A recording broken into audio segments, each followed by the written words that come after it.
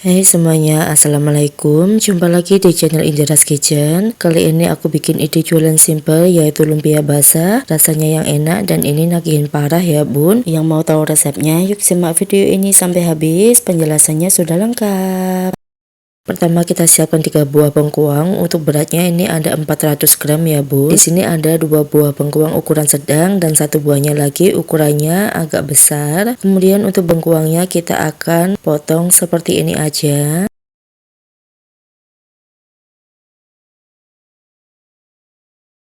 Selanjutnya bisa kita potong seperti bentuk korek api ya bun. Dan pastikan untuk bengkuangnya ini sudah dicuci bersih dulu. Kalau sudah kita sisihkan. Selanjutnya siapkan panci, masukkan 500 ml air. Di sini kita nyalakan api kompornya menggunakan api sedang. Lalu kita masukkan gula merah sebanyak 125 gram. Kemudian kita masak gula merahnya menggunakan api sedang sampai larut ya bun. Nah ini gula merahnya sudah larut dan kita tunggu hingga mendidih. Kalau sudah mendidih kita masukkan bengkuang yang sudah kita potong sebelumnya. Kemudian ini kita aduk hingga tercampur rata terlebih dahulu. Kalau sudah tercampur rata seperti ini bisa kita tutup. Dan kita akan masak selama kurang lebih 5 menit menggunakan api sedang. Nah ini setelah 5 menit kita bisa matikan api kompornya. Kemudian ini bisa kita diamkan lagi selama kurang lebih 30 menit ya bun. Dan untuk penutupnya jangan dibuka sama sekali. Kita tunggu 30 menit. Setelah 30 menit bisa kita buka penutupnya. Dan ini sebenarnya belum terlalu matang, belum empuk banget. Jadi mau kita masak lagi menggunakan api sedang sampai mendidih terlebih dahulu ya bun.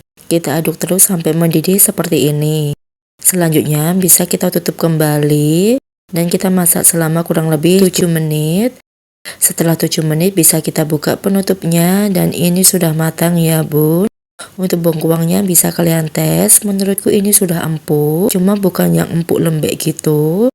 Dan kalau sudah matang bisa langsung kita angkat dan kita tiriskan ya bun.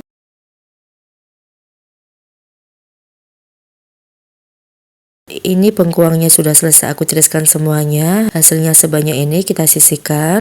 Untuk kuah sisa bengkuangnya tadi jangan dibuang, ini mau aku larutkan dengan larutan tepung maizena sebanyak 25 gram yang sudah dilarutkan menggunakan air. Dan ini kita aduk hingga tercampur rata dan kita masak kembali sampai mendidih seperti ini ya bun. Ini awalnya memang agak cair seperti ini, nggak apa-apa banget. Kalau sudah mendidih bisa kita matikan api kompornya. Nanti kalau sudah dingin untuk teksturnya akan mengental dengan sendirinya ya bun. Selanjutnya kita siapkan blender, masukkan 5 siung bawang putih dan 6 siung bawang merah. Kemudian kita masukkan 25 gram cabai merah keriting atau sebanyak 5 buah ya bun. Dan untuk cabenya ini sudah aku rebus sebelumnya. Lalu tambahkan air secukupnya, semua bahan ini bisa kita blender hingga halus. Nah kalau sudah halus selanjutnya bisa kita masak menggunakan api sedang. Kita akan masak bumbunya ini sampai matang. Jangan lupa untuk sisa bumbunya jangan dibuang ya bun, ini mubazir. Lalu kita akan masak bumbunya sampai matang menggunakan api sedang. Oh ya sampai kelupaan, jangan lupa tambahkan juga minyak goreng secukupnya saja ya bun. Untuk minyaknya nggak perlu terlalu banyak.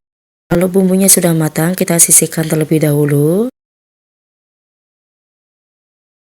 Lalu kita akan masukkan 2 butir telur. Untuk telurnya akan kita orak-arik seperti ini ya bun.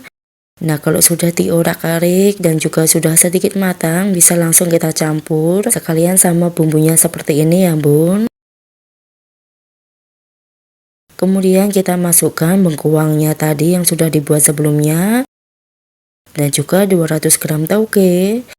Lalu kita masukkan air secukupnya, ini cukup sedikit saja ya bun. Kalau nggak mau pakai air juga nggak apa-apa sih, ini opsional aja. Lalu ini bisa kita aduk hingga tercampur rata terlebih dahulu. Oh ya di sini belum aku tambahkan bumbu sama sekali, pokoknya ini kita aduk dulu. Lalu kita tambahkan setengah sendok teh garam, setengah sendok teh micin, 2 sendok teh kaldu bubuk. Setelah bumbunya masuk bisa kita aduk hingga tercampur rata ya bun. Ini aku mau buat tekstur togenya itu masih ada crustnya, jadi nggak terlalu lembek banget.